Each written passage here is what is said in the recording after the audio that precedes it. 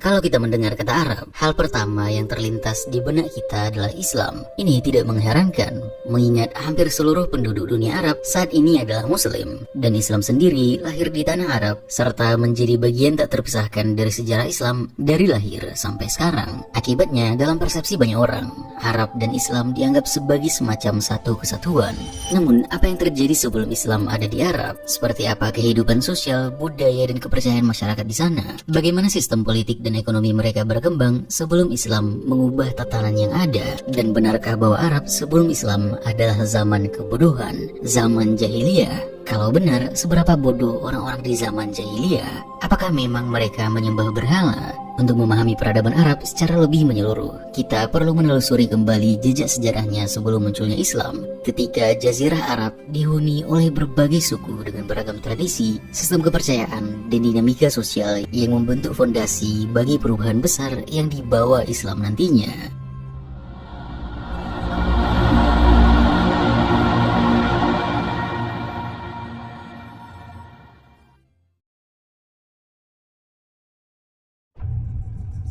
Arab sebelum Islam, jika merujuk pada perspektif sejarah Islam, sering disebut sebagai Al-Jahiliyah, yang kalau diartikan secara literal berasal dari jahala atau bodoh, yang berarti zaman kebodohan. Orang-orangnya disebut tidak memiliki pengetahuan, tidak memiliki sifat-sifat peradaban. Mereka menyembah berhala, melakukan praktik pembunuhan bayi perempuan, dan hidup dalam masyarakat tirani, ketidakadilan, despotisme, anarki, dan antagonisme kelakuan yang sia-sia. Namun, pandangan ini juga sering dikritik karena fungsinya sebagai narasi besar pra-Islami sebagai propaganda untuk mengglorifikasi yang muncul setelahnya. Kalau kita melihat puisi pra-Islam, jahal justru bukan kebodohan sebagaimana yang ada di pikiran kita, tapi justru sering dikaitkan dengan kebenaran atau kebanggaan yang sebenarnya menjadi bagian dari kode kehormatan atau muruah di Arab. Jika suatu kaum mengangkat senjata, kau akan menemukanku, kokoh berdiri tegak bersama bangsaku di tengah badai perang. Aku mengobarkan perang kejahilan atas mereka, dan jika mereka pun berlaku jahil, mereka tidak akan tunduk pada kebodohan yang hina. Ini masuk akal, mengingat tanah Arab yang keras sebagian besar adalah gurun, padang pasir, dan pegunungan berbatu. Wilayahnya panas dengan curah hujan rendah. Inilah yang memengaruhi gaya hidup masyarakat di sana. Jadi, sebenarnya seperti apa sejarah Arab sebelum Islam sebenarnya? Peradaban di Arabia berawal pada milenium ketiga sebelum Masehi dengan berkembangnya peradaban Dilmun di Arabia Timur, yang kini mencakup Kuwait, Bahrain, Qatar, dan pesisir timur di Arab Saudi. Dilmun dikenal sebagai pusat perdagangan utama di Teluk Persia, menjadi perantara antara Mesopotamia dan Lembah Indus. Dalam catatan Sumeria, Dilmun disebut sebagai tanah suci dan digambarkan sebagai taman surga dalam epos Gilgamesh. Namun pada sekitar 1800 sebelum Masehi, kejayaan Dilmun mulai memudar akibat perubahan jalur perdagangan dan tekanan dari kerajaan-kerajaan di Mesopotamia. Setelah keruntuhannya, Arabia memasuki fase fragmentasi, di mana berbagai suku dan kerajaan kecil mulai bermunculan. Pada periode ini, Raja-Raja Asyur mengklaim kekuasaan atas Dilmun dan menerima upeti dari wilayah tersebut. Di Arabia Selatan, sekarang Yaman, muncul kerajaan-kerajaan besar seperti Sabah, Kotaban, Hadramaut, dan Main. Sementara itu, di Arabia Utara, kerajaan Kedar berkembang menjadi pusat perdagangan yang menghubungkan Mesopotamia dengan Levan. Pada abad ke-8 sebelum Masehi, Kekaisaran Neo-Asyur memperluas pengaruhnya hingga Arabia Utara, mengendalikan rute perdagangan utama di wilayah tersebut. Sekitar seabad kemudian, kekuatan Asyur melemah dan akhirnya digantikan oleh Kekaisaran Babilonia yang melanjutkan hubungan dagang dengan Arabia. Pada tahun 550 sebelum Masehi, Kekaisaran Persia Achaemenida menaklukkan Mesopotamia dan menguasai jalur perdagangan Arabia. Persia menjalin hubungan dengan berbagai suku Arab, terutama di barat laut, dan mulai memperluas pengaruhnya di Arabia Timur. Wilayah Bahrain dikenal sebagai Mazun, sebuah provinsi penting dalam jaringan perdagangan Persia. Pada 330 sebelum Masehi, Kekaisaran Achaemenida dikalahkan oleh Alexander Agung, membuka jalur bagi dunia Helenistik. Alexander sendiri berniat menaklukkan Arabia, tetapi kematiannya lebih dulu menghalangi ambisi tersebut. Pada abad ke-1 Masehi, kerajaan Nabatea berkembang pesat dengan ibu kotanya di Petra, sebuah kota yang terkenal dengan arsitektur batu dan kemajuan ekonominya. Namun, dalam waktu singkat, Nabatea dianeksasi oleh Kekaisaran Romawi dan diubah menjadi Provinsi Arabia, Petrea. Di sisi lain, di kawasan Teluk Persia, kekuasaan mulai bergeser ke Kekaisaran Parthia yang menggantikan dominasi Yunani. Parthia Parthia kemudian digulingkan oleh Kekaisaran Sasania yang memperkuat kendalinya atas perdagangan di Teluk Persia. Pada periode yang sama, Kristen mulai menyebar di Balkat Raya, sekarang mencakup Qatar, Bahrain, dan pesisir timur Arab Saudi. Di Arabia Selatan, Raja Himyar mengadopsi Yudaisme sebagai agama negara di Yaman. Namun pada awal abad ke-6, Kekaisaran Aksum dari Ethiopia menyerang dan mengambil alih Himyar. Tak lama kemudian, Kekaisaran Sasania mengusir Aksum dan menjadikan Yaman sebagai provinsi Persia. Seiring melemahnya kerajaan-kerajaan besar di Arabia Selatan dan perubahan jalur perdagangan, masyarakat di Jazirah Arab mulai berkembang dalam struktur kesukuan. Suku-suku ini memainkan peran penting dalam perdagangan, militer, serta politik di wilayah Arabia dan sekitarnya. Dan zaman jahiliyah, seperti sebagaimana yang kita kenal, dimulai.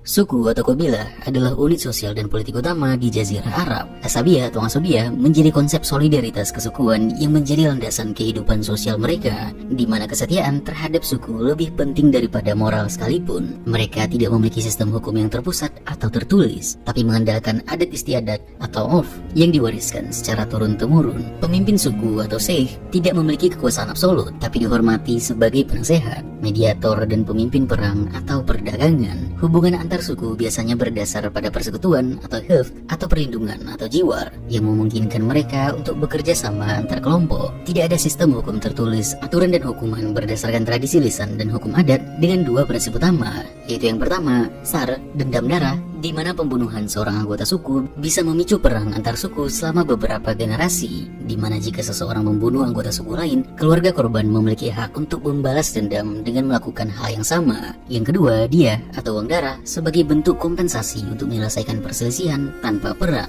Ini adalah yang dilakukan oleh para suku untuk menghindari konflik jangka panjang, karena seringkali ini terjadi. Tidak ada raja atau negara yang mengatur seluruh Jazirah Arab kecuali dalam beberapa kerajaan di bagian selatan dan utara. Sebagian besar kota-kota seperti Mekah diperintah oleh Dewan Suku atau Nadwa, bukan penguasa tunggal. Beberapa pemimpin suku diakui karena kebijaksanaan, kekayaan, atau keberanian mereka dalam perang, tetapi tetap harus menjaga dukungan dari anggota sukunya. Salah satu puisinya tersebut, jika hari-hari menghancurkan suatu kaum, maka aku adalah pewaris suku Ajlan yang tidak akan lenyap. Perang antar suku adalah bagian dari kehidupan sehari-hari di Arab pra-Islam. Sebagian besar konflik dipicu oleh perebutan sumber daya seperti sumur dan padang rumput yang menjadi sumber kehidupan, dan konflik juga dipicu oleh pembalasan dendam atau penghinaan terhadap kehormatan suku, atau bahkan hal-hal aneh seperti perang antar suku Banu Taghlib dan Banu Bakar yang berlangsung selama 40 tahun akibat pembunuhan seekor unta, dan perang antara suku Abs dan Nubian yang dipicu kecurangan perlombaan kuda. Kami adalah kehidupan bagi mereka yang tidak bisa melindungi dirinya sendiri. Quraisy adalah suku paling berpengaruh di Mekah sebelum Islam.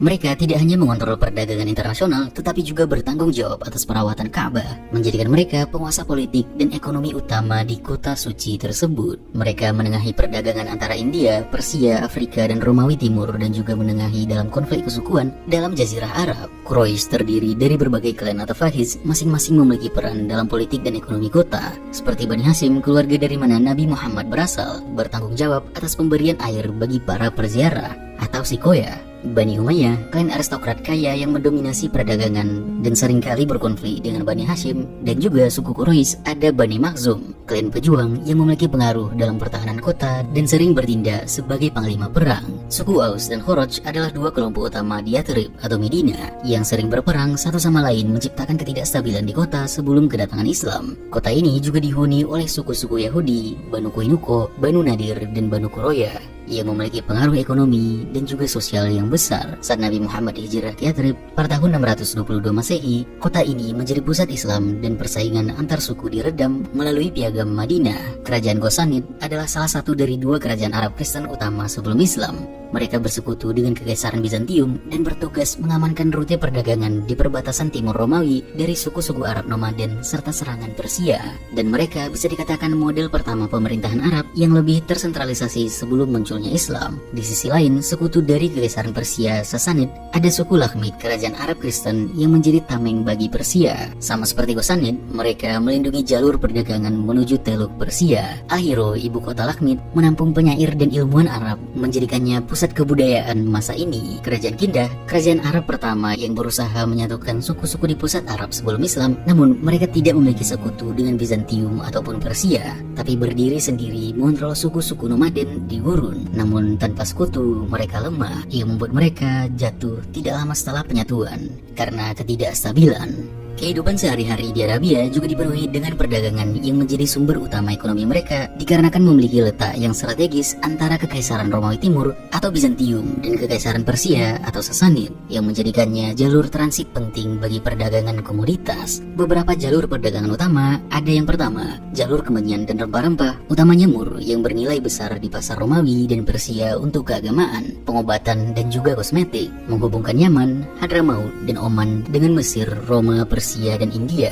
Yang kedua, jalur sutra dan rempah-rempah yang menghubungkan India dan Tiongkok dengan Timur Tengah melalui Laut Merah dan Teluk Persia, di mana Arab memainkan peran penting sebagai perantara mengangkat barang dari timur ke barat. Yang ketiga, jalur karavan darat membawa kain dari Mesir, perhiasan dari India, senjata dari Suriah, dan barang mewah dari Persia, menghubungkan kota-kota seperti Mekkah, Yathrib, Petra, dan Palmyra. Salah satu alasan mengapa Mekkah berkembang menjadi kota paling penting di Arabia adalah karena peranannya dalam mengontrol jalur perdagangan utama. Lokasi Mekkah berada di titik persimpangan utama jalur perdagangan antara Yaman di selatan dan Suriah atau Persia di utara. Ka'bah menjadi pusat spiritual dan ekonomi, dengan suku Quraisy memanfaatkan ritual keagamaan tahunan sebagai momen menarik pedagang dan suku-suku lain ke Mekkah dengan perjanjian untuk melindungi mereka selama masa ini. Quraisy memiliki kapital besar dan jaringan perdagangan yang luas, menjadikan mereka elit ekonomi di Arabia. Mereka memonopoli perdagangan Mekkah, menjadikannya pusat pertemuan pedagang dari berbagai wilayah. Mereka juga menjalin perjanjian dagang dengan Bizantium dan juga Persia, memastikan perlindungan karavan mereka. Dan mereka juga melakukan dagang tahunan, di mana musim panas ke Suriah dan Bizantium, dan pada musim dingin ke Yaman dan Afrika Timur. Sistem sosial di Arabia pra-Islam bersifat patriarkal, di mana peran laki-laki sangat dominan dalam struktur keluarga, ekonomi, dan juga politik, di mana perempuan dianggap dapat dikatakan sebagai objek. Salah satu puisi mereka berbunyi, ketika dia berdiri, wangi kasturi menyebar darinya, seperti angin timur yang membawa harum bunga cengkih. Namun, meskipun terbatas oleh sistem patriarki, beberapa perempuan dari keluarga bangsawan atau kelas pedagang memiliki pengaruh ekonomi dan sosial yang signifikan. Di beberapa wilayah, terutama di Arabia Selatan, sistem sosial lebih bersifat matrilineal, di mana keturunan dan kepemilikan tanah diwariskan melalui garis ibu, yang menunjukkan bahwa beberapa dari mereka masih memiliki peran yang kuat dalam keluarga dan juga sosial. Meskipun ada perempuan yang memiliki pengaruh dalam ekonomi dan keluarga, berdasar dari literatur Islam, sebagian perempuan Arab pra-Islam menghadapi berbagai bentuk diskriminasi sosial. Wa'adul banat atau infantisida perempuan dilakukan oleh suku-suku nomaden kecil dengan keterbatasan ekonomi dan kehidupan keras dengan alasan menjaga izah dan muruah mereka. Poligami adalah norma sosial di mana laki-laki dapat memiliki beberapa istri, sedangkan perempuan memiliki hak terbatas dalam perceraian dan juga kepemilikan harta. Pernikahan di mata mereka adalah transaksi ekonomi dengan sistem mahar atau harga pengantin. Dan datangnya Islam nantinya memberikan perubahan radikal bagi beberapa tradisi poligami ini dan memberikan kembali hak perempuan dengan batas tertentu. Namun di sisi lain, sebagai bentuk ekspresi budaya tertinggi mereka, sebagaimana yang sudah kita dengarkan juga, sebagai masyarakat berbasis lisan, mereka memiliki puisi sebagai sarana mereka mentransmisikan sejarah, nilai-nilai sosial, dan identitas suku. Syair digunakan untuk memuji kepahlawanan, menyanjung pemimpin, mengejek musuh, dan mencatat peristiwa penting dengan tema-tema seperti peperangan, cinta, perjalanan di padang pasir, dan nilai-nilai kesukuan. Dengan beberapa penyair terkenal seperti Imru Al-Qais, dijuluki bapak puisi Arab, puisinya menggambarkan tema cinta, petualangan, dan kehidupan suku nomaden. Dikenal dengan kosidahnya yang penuh metafora dan deskripsi alam yang kaya. Antara Ibnu Shaddad, penyair dan prajurit keturunan Arab dan Ethiopia, puisinya mengangkat tema kepahlawanan, keberanian, dan perjuangannya melawan diskriminasi rasial. Labid Ibnu Rabi'ah awalnya seorang penyair besar di era jahiliyah, tetapi kemudian masuk Islam dan menjadi salah satu dari sedikit penyair pra-Islam yang diakui dalam Islam. Puisi juga tidak hanya sebagai seni atau budaya, tapi juga dijadikan sebagai alat diplomasi, propaganda, dan juga ekspresi identitas suku. di mana mereka menggunakannya dalam perang untuk memotivasi prajurit, merendahkan musuh, dan bahkan membangun aliansi politik. Qasidah yang kuat bisa mengangkat kehormatan suku atau bahkan menghancurkan reputasi lawan. Namun, satu hal yang sering kita dengar mengenai jahiliyah adalah mereka menyembah berhala. Tapi kalau kita berdalam, apa sebenarnya agama mereka? Siapa yang mereka sembah? Dan bagaimana ritual-ritual mereka? Apakah benar mereka hanya penyembah berhala? Berhala atau patung adalah cara Arabia pra-Islam untuk menyembah dewa dan roh yang dianggap memiliki pengaruh dalam kehidupan mereka sehari-hari. Mereka juga percaya dengan roh leluhur, jin, dan entitas spiritual yang menghuni tempat-tempat tertentu seperti batu suci, pohon, dan juga sumber air, yang membuat mereka memiliki kepercayaan politeistik yang bercampur dengan animisme. Setiap suku dengan kotanya memiliki dewa pelindung sendiri dalam bentuk berhala yang ditempatkan di kuil-kuil lokal atau situs suci tertentu. Ka'bah sendiri di Mekah adalah pusat keagamaan utama di mana dikatakan menampung lebih dari 300 berhala dari berbagai suku Arab. Selain Ka'bah, beberapa kota lain seperti Petra, Taimah, dan Hatra juga memiliki tempat pemujaan besar yang menampung berbagai dewa dan simbol keagamaan. Ziarah ke Ka'bah atau tawaf bahkan sebelum Islam sudah menjadi tradisi tahunan di mana mereka melakukan ritual-ritual di sekitar Ka'bah seperti pengorbanan hewan, pengucapan sumpah, dan pengambilan ramalan dengan menggunakan anak panah atau ramalan dadu. Ritual-ritual ini dikatakan tidak hanya untuk pemujaan, tapi juga berada dalam sistem kepercayaan yang lebih luas, termasuk takhayul dan juga praktik kedukunan.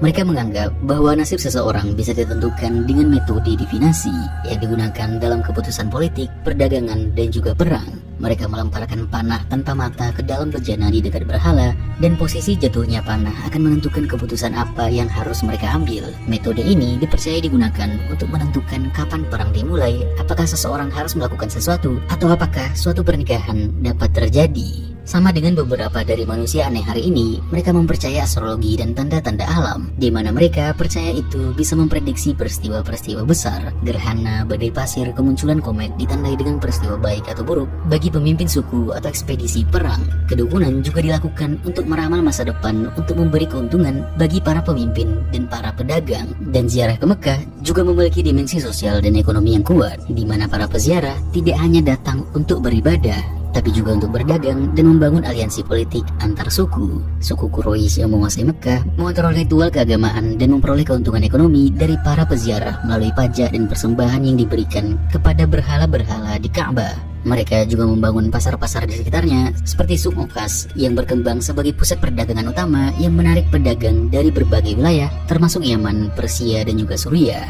Ritual utama selain tawaf adalah persembahan kurban. Hewan-hewan seperti unta, domba, dan sapi dikorbankan sebagai tanda penghormatan kepada para dewa untuk mendapatkan keberkahan. Hewan-hewan ini disembelih di dekat kuil atau tempat pemujaan dan darahnya dipercikkan di altar sebagai tanda penyerahan diri kepada kekuatan ilahi. Terkadang mereka membagikan daging kurban ke masyarakat, terkadang juga sebagai persembahan yang diberikan untuk mendapatkan keberuntungan dalam perang, pertanian, dan perdagangan.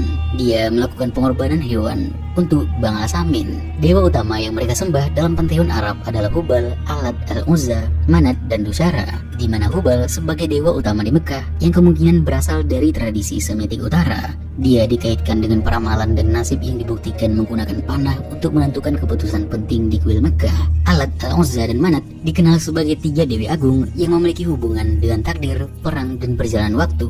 Mereka memiliki kuil-kuil penting di Taif, Nakhlah, dan Qodaid dan dipuja oleh suku Quraisy. Dusyara adalah dewa utama bangsa Nabatea, dewa kesuburan dan kekuatan alam yang banyak disembah di Petra dan di sekitarnya, dan dipersonifikasikan dalam bentuk batu persegi besar yang dianggap sakral. Ini didapatkan mayoritasnya dari kitab Al-Asnam, kitab berhala yang ditulis oleh sejarawan Muslim Ibnu Al-Kalbi dalam percobaan merekonstruksi kepercayaan masyarakat Arab sebelum Islam. Namun, sejarawan modern sudah mulai mencatat bahwa sumber-sumber ini sedikit membesar-besarkan praktik penyembahan berhala untuk memperkuat narasi bahwa Islam datang sebagai revolusi spiritual yang menggantikan tradisi pagan ini.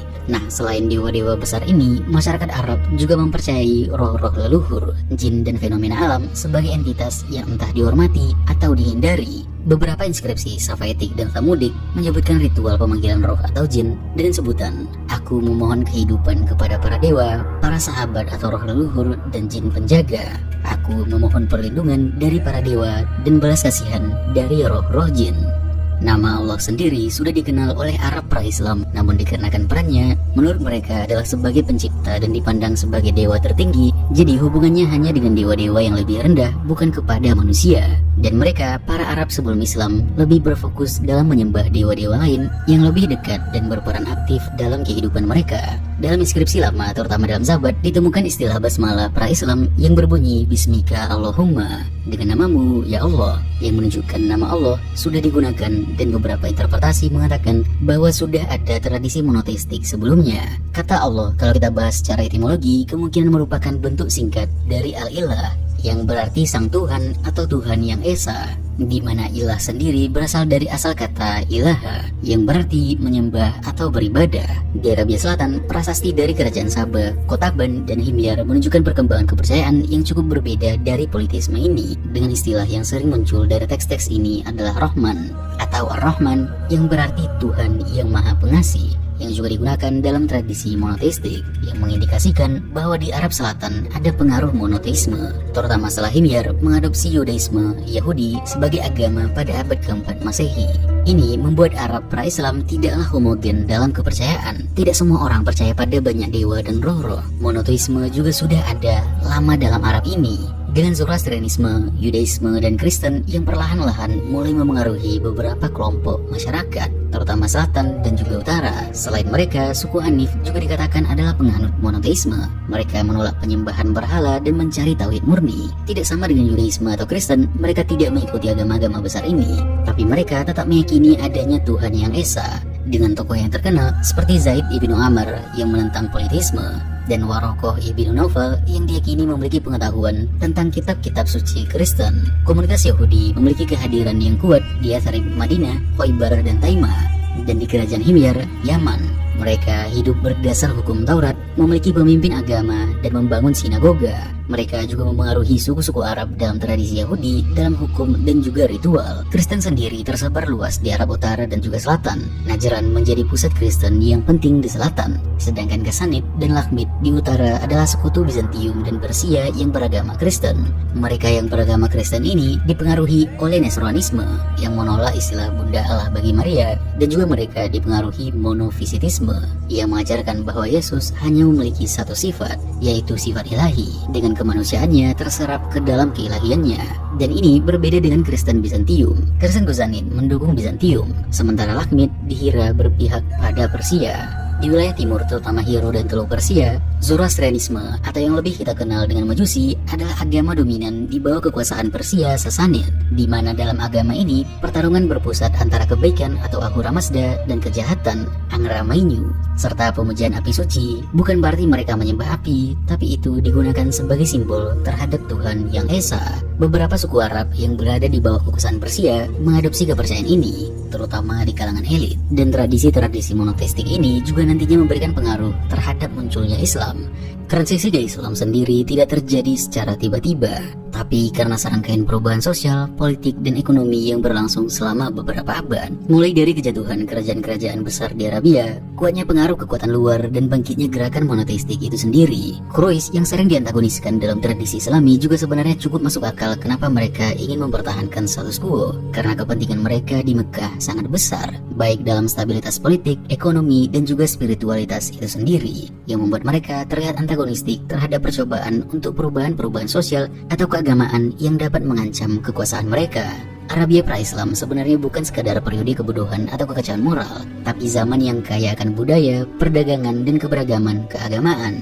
Puisi menjadi puncak ekspresi, perdagangan menciptakan persaudaraan, dan berbagai kepercayaan hidup berdampingan, dari politeisme hingga monoteisme. Namun dalam pandangan Islam, memang keadaan sosial dan spiritual di Arab pada masa ini tidaklah sebagus itu, yang membuat Islam muncul sebagai jawaban dari krisis ini. Dengan munculnya kesetaraan di hadapan Tuhan dan persaudaraan umat Islam yang melampaui batas-batas kesukuan, Islam menawarkan alternatif terhadap struktur sosial yang berdasar pada afiliasi suku dan kekayaan yang dianggap bermasalah ini. Dengan semua ini, mulai dari adat dan struktur sosial Arab yang cukup keras, tradisi paganisme, krisis sosial yang bergantung penuh pada afiliasi dan kekayaan tadi, dan juga pengaruh dari monoteisme yang sedang berkembang, Islam muncul sebagai kekuatan baru dalam membentuk sistem sosial yang lebih inklusif dan berbasis nilai-nilai keadilan dan tauhid, yang juga menggantikan sistem hukum kesukuan dengan aturan yang lebih terstruktur berlandaskan hukum ilahi. Puisi tetap berkembang, tapi temanya menjadi religius. Sistem hukum diperbaiki, perdagangan tetap menjadi ekonomi utama, tapi dijalankan dengan prinsip moral yang lebih ketat. Dan Islam menjadi penyatu dari masyarakat kesukuan yang terbelah-belah. Dan semua ini menjadi fondasi bagi peradaban Islam yang akan berkembang selama berabad-abad ke depan.